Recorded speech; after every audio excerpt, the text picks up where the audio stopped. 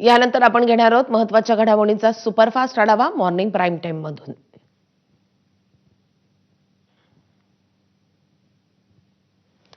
साताऱ्यामधल्या फलटण उपजिल्हा रुग्णालयामधील महिला डॉक्टरनं आत्महत्या केल्यानं खळबळ उडाली आहे। मृत डॉक्टर महिलेवर बीडच्या वडवणी तालुक्यामधल्या कवडगाव बुद्रुक येथे काल रात्री उशिरा अंत्यसंस्कार झालेत। दोषींवर कठोरात कठोर कारवाई करून फाशीची शिक्षा देण्याची मागणी कुटुंबियांनी केली आहे। मृत डॉक्टरनं हातावर सुसाईड नोट लिहिल्यानं अनेक प्रश्नांना वाचा फुटली आहे। सुसाईड नोटमध्ये आपल्यावर अनेकदा बलात्कार झाल्याचा धक्कादायक दावा पीडितेनं केलाय। पोलीस उपनिरीक्षक गोपाल बदनेनं 4 वेळा बलात्कार केल्याचं सुसाईड नोटमध्ये लिहिलंय।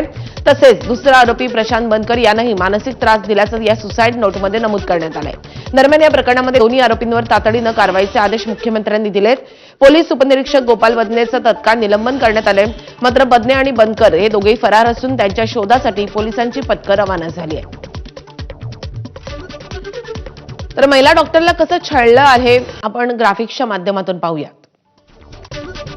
31 जुलै 2025 ला पोलिसांनी नेलेल्या आरोपीचा बीपी वाढला होता। पोलिसांचा मात्र ताब्यात देण्याचा आग्रह होता। पोलीस निरीक्षक अनिल महाडिकांची महिला डॉक्टरची आरोग्य विभागाकडे तक्रार। मल्हारी चव्हाण या आरोपीला 2D इको टेस्ट करण्यासाठी साताऱ्याला पाठवण्यात आलं।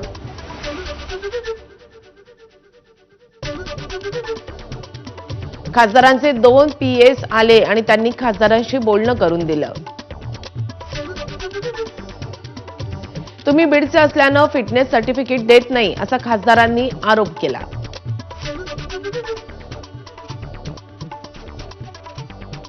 इलेक्ट्रिक डीपी चोरीतील आरोपी आणि ऊसतोड मुकादमाला अनफिट सर्टिफिकेट दिल्यानं पोलीस चिडले। 16 जुलै 2024 ला लक्ष्मी खरात या महिला आरोपीला फिटनेस सर्टिफिकेट देण्यावरूनही वाद झाला होता। PSI गोपाल बदने रुग्णालयाच्या अतिदक्षता विभागामध्ये आले आणि त्यांनी धमकावलं असाही आरोप होत आहे। डॉक्टर धुमाळांकडे महिला डॉक्टरांची तक्रार पण दखल नाही।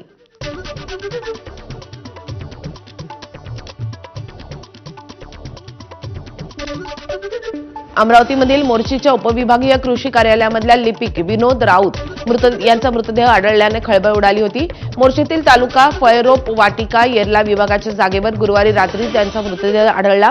प्रेम प्रकरणामधून त्यांची हत्या झाल्याचं उघड झालंय। अटक केलेल्या आरोपीचं नाव धनराज वानखडे असं असून त्याच्या पत्नीसोबत अनैतिक संबंध असल्याने विनोद राऊत यांची हत्या करण्यात आली आहे। पोलिसांनी आरोपीला अटक करून त्याच्याविरुद्ध खुनाचा गुन्हाही दाखल केलाय। मृत विनोद राऊत याच्या डोक्यावर पायावर लोखंडी साखळीनं मारहाण केल्याच्या खुणा आहेत। बेदम मारहाण करून विनोद राऊत यांची हत्या झाली आहे। या संदर्भात पुढील तपास मोर्शीत पोलीस करतायत। हा गुन्हा करणारा जो व्यक्ती आहे तो धनराज सुखदेव वानखळे, तो श्रीकृष्ण पेठमध्ये राहतो। FIR ही मृतकाच्या मुलाने तेजसने दिलेली आहे आणि त्याच्या तक्रारीप्रमाणे आपण तो गुन्हा दाखल केलेला आहे। रात्रीला गुन्हा दाखल झाला आणि आरोपी सुद्धा आम्ही ताब्यात घेतलेला आहे। राज्यामध्ये येणाऱ्या बांगलादेशी घुसखोरांना आता आळा बसणार आहे, कारण बांगलादेशींची ब्लॅकलिस्ट तयार करून रेशन कार्डची पडताळणी करण्याचे निर्देश राज्य सरकारने दिले। घुसखोरी रोखण्यासाठी फडणवीस सरकारनं मोठं पाऊल उचललंय। तसेच नवीन शिधापत्रिकेसाठी नव्या मार्गदर्शक सूचनाही त्यांनी जारी केल्यात। राज्यातील वाढत्या बेकायदेशीर बांगलादेशी स्थलांतरितांमुळे निर्माण झालेल्या सुरक्षेचा धोका पाहता सरकारनं हे महत्त्वाचे निर्देश जारी केले। कोल्हापूरच्या कागलमध्ये गहिनीनाथ उरुसामध्ये आकाश पाळण्यामध्ये अडकलेल्या 18 नागरिकांची मध्यरात्री सुटका झाली आहे। तब्बल 4 तासांनी त्यांची सुटका करण्यात आली आहे। उरुसाच्या निमित्तानं दरवर्षी या ठिकाणी मोठमोठे पाळणे येतात। यावर्षी आलेल्या आकाश पाळण्यामध्ये त्यावेळी 18 नागरिक बसले होते। हा पाळणा 80 फूट वर जाऊन गोलाकार फिरत असतो। मात्र काल रात्री हा पाळणा वर गेल्यानंतर अचानकपणे अडकला। यामध्ये 9 पुरुष, 5 महिला आणि 4 लहान मुलांचा समावेश होता। पाळणा चालकानं 1 तासभर पाळणा खाली घेण्यासाठी प्रयत्न केला, पण ते शक्य झाले नाही। वर अडकलेल्या नागरिकांना खालून त्यांचे नातेवाईकही धीर देत होते। शेवटी कोल्हापूर महापालिकेच्या अत्याधुनिक यंत्रणा असलेल्या गाडीनं एकेकाची सुटका केली आहे आणि त्यानंतर सगळ्यांनी सुटकेचा निश्वास सोडलाय।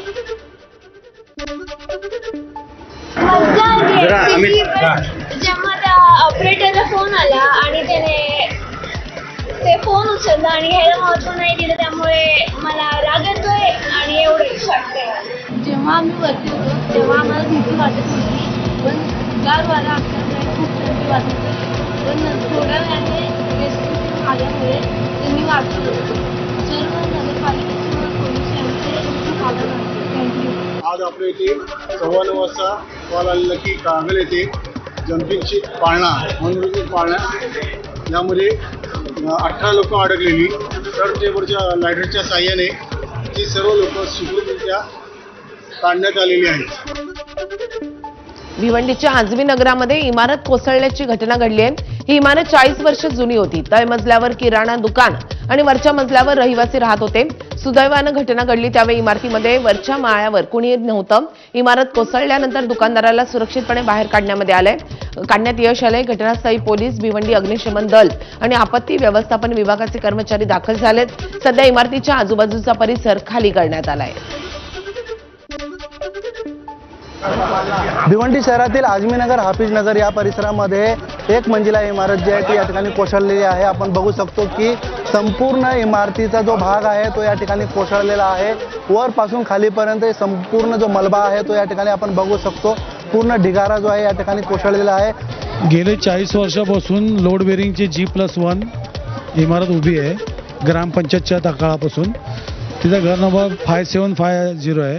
खाली किराणाचं दुकान एक आहे, फक्त वरती कोणी राहत नाही आणि तिचा सजा पडून समोरची फ्रंट साईडची भिंत खाली पडलेली. कुठल्याही जीवितहानी झालेली नाही आहे आणि दुकान चालू होता त्यामध्ये पण कोणा मालकाला, दुकान मालक जो होता तो भाडोत्री होता, तो स्वतः बाहेर आलेला आहे. समोर आमच्या बाजूला बसलेला आहे. कुठल्याही प्रकारची वित्तीय जीवितहानी झालेली नाही आहे. आणि एकंदरीत आपण जर पाहिलं तर 2 वेळा नोटीस महानगरपालिकेने याला दिलेली होती आणि 2 वेळा नोटीस देऊन देखील या ठिकाणी ही लोक जी आहेत ती बाहेर निघालेली नव्हती आणि मात्र आज या ठिकाणी ही दुर्दैवी घटना घडलेली. परंतु सुदैवाने म्हणावं लागेल की या ठिकाणी कोणत्याही प्रकारची जीवितहानी झालेली नाही आहे. अनिल वर्मा, ABP माझा, भिवंडी. मीरा रोड इथल्या काशीगाव पोलीस ठाण्याच्या हद्दीमध्ये डाचकुलपाडा इथे 2 गटामध्ये वाद झालाय. या वादानंतर काल संध्याकाळी MIMचे नेते वारिस पठाण यांनी पोलीस उपायुक्त राहुल चव्हाण यांची भेट घेतली. पोलीस एका गटावरच कारवाई करत असल्याचा आरोप त्यांनी केलेला आहे आणि दुसऱ्या गटावरही गुन्हे दाखल करण्याची मागणी केली आहे. डाचकुलपाड्यामध्ये 21 ऑक्टोबरला रिक्षाच्या वॉशिंग आणि पार्किंगवरून वाद झाला होता. त्यामध्ये 30 ते 35 ऑटोरिक्षा फोडण्यात आल्या होत्या. 2 गटातील तणाव वाढला होता. काही दिवसांपूर्वी भाजपचे नेते किरीट सोमय्या यांनी भेट दिली होती. त्यानंतर काल सायंकाळी उशिरा वारिस पठाण यांनी पोलीस उपायुक्तांची भेट घेतली आहे.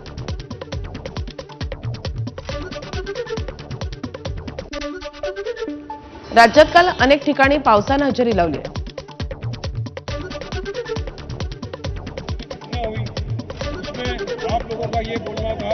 जिस तरह से पुलिस ने एक ही समुदाय के खिलाफ FIR किया और 9 लोगों को अरेस्ट किया, वो गलत है. आपको दोनों तरफ FIR लेनी चाहिए. दोनों के खिलाफ आपको FIR करना चाहिए. आता एक मोठी बातमी. भाजपच्या इनकमिंग वरून नितीन गडकरींनी नेत्यांचे कान टोचलेत. भाजपमध्ये गेल्या काही दिवसांपासून इनकमिंग अधिकच वाढलंय. अशातच केंद्रीय मंत्री नितीन गडकरींनी भाजपच्या नेत्यांचे कान टोचले. जुन्या कार्यकर्त्यांकडे लक्ष द्या, अन्यथा जितक्या जोरात वाढले तितक्याच जोरात खाली आल्याशिवाय राहणार नाही, असं गडकरी म्हणाले. जुना कार्यकर्ता हा घरकी मुर्गी दाल बराबर तर बाहेरून आलेले सावजी चिकन मसाला असं म्हणत त्यांनी नागपुरी भाषेमध्ये पक्षातील परिस्थितीवर भाष्य केलंय. नागपूरच्या कळमेश्वरमध्ये भाजपचे नेते राजीव पोद्दार यांच्या कामांच्या आठवणींना उजाळा देताना त्यांनी हे वक्तव्य केलंय. चांगला माणूस असतो, घर की मुर्गी डाल बराबर. त्यामुळे बाहेरचा चिकन मसाला सावजीचा चांगला लागतो. जरा जुन्या लोकांकडे लक्ष ठेवा. हे जोपासलेले कार्यकर्ते माझ्या का आता मी तर नाही आहे, तुम्ही नेतृत्व करता. जर या प्रामाणिक कार्यकर्त्याची तुम्ही कदर नाही केली तर जेवढ्या जोराने वरती चालल्यात तेवढ्या जोराने खाली आल्याशिवाय राहणार नाही, हे तुम्ही लक्षात ठेवा. राज्यात काल अनेक ठिकाणी पावसानं हजेरी लावली आहे. पुढचे 2 दिवसही पावसाचा अंदाज वर्तवण्यात आलाय. मुंबईसह मराठवाडा, उत्तर महाराष्ट्राला पावसाचं येलो अलर्ट आहे. अनेक जिल्ह्यांमध्ये विजांच्या कडकडाटासह हलक्या ते मध्यम स्वरूपाच्या पावसाची शक्यता वर्तवली जाते. मात्र विदर्भामध्ये वातावरण कोरडं राहण्याचा अंदाज आहे. दिवाळी झाल्याबरोबर लगेच पाऊस झपाट्या आल्यामुळे अनेक ठिकाणी जनजीवन विस्कळीत झालंय.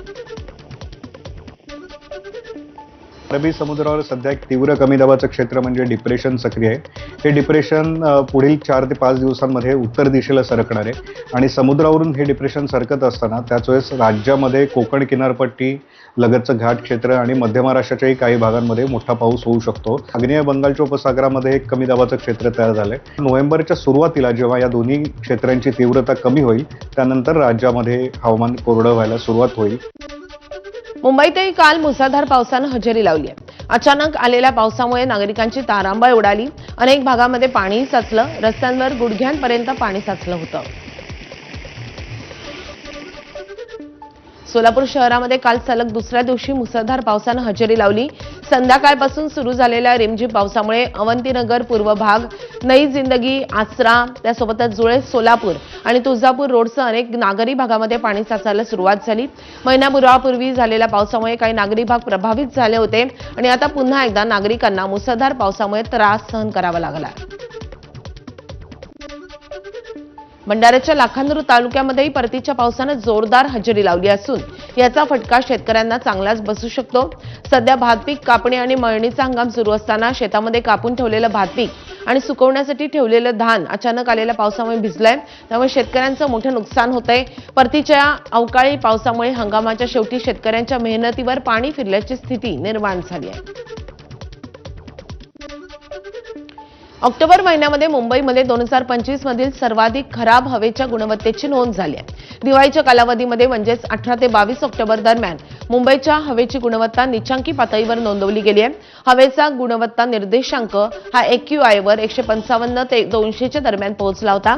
दिवाळीतील फटाक्यांमुळे आणि मान्सूननंतर समुद्रावरून येणाऱ्या वाऱ्यांची दिशा बदलल्यामुळे प्रदूषणाची पातळी वाढली असल्याचं दिसून येत आहे. नागपूरसाठी मध्य रेल्वेची अतिरिक्त वातानुकूलित सुपरफास्ट विशेष गाडी चालवण्यात येणार आहे. CSMT स्थानकावरून आज रात्री 12:20 विशेष गाडी नागपूरसाठी रवाना होईल. तर नागपूरहून आज संध्याकाळी 6:10 ही विशेष गाडी मुंबईकडे रवाना होईल. या विशेष गाडीच्या माध्यमातून प्रवाशांना आरामदायी प्रवासाची संधी मिळेल. पश्चिम रेल्वे मार्गावर आज रात्रकालीन ब्लॉक घेण्यात येतोय. वसई रोड ते भाईंदर स्थानकादरम्यान अप आणि डाऊन जलद मार्गावर हा ब्लॉक असेल. या कालावधीमध्ये काही लोकल रद्द राहतील. तर मध्य रेल्वे मार्गावर माटुंगा ते मुलुंड दरम्यान उद्या मेगा ब्लॉक असेल. सकाळी 11 ते दुपारी 3:45 वाजेपर्यंत अप आणि डाऊन जलद मार्गावर हा मेगा ब्लॉक असेल. तर ट्रान्स हार्बर रेल्वे मार्गावरही उद्या सकाळी 11:10 पासून दुपारी 4:10 पर्यंत ठाणे ते वाशी आणि नेरूळ दरम्यान अप डाऊन मार्गावर ब्लॉक असेल. ब्लॉक कालावधीमध्ये ट्रान्स हार्बर मार्गावर लोकल सेवाही बंद राहील.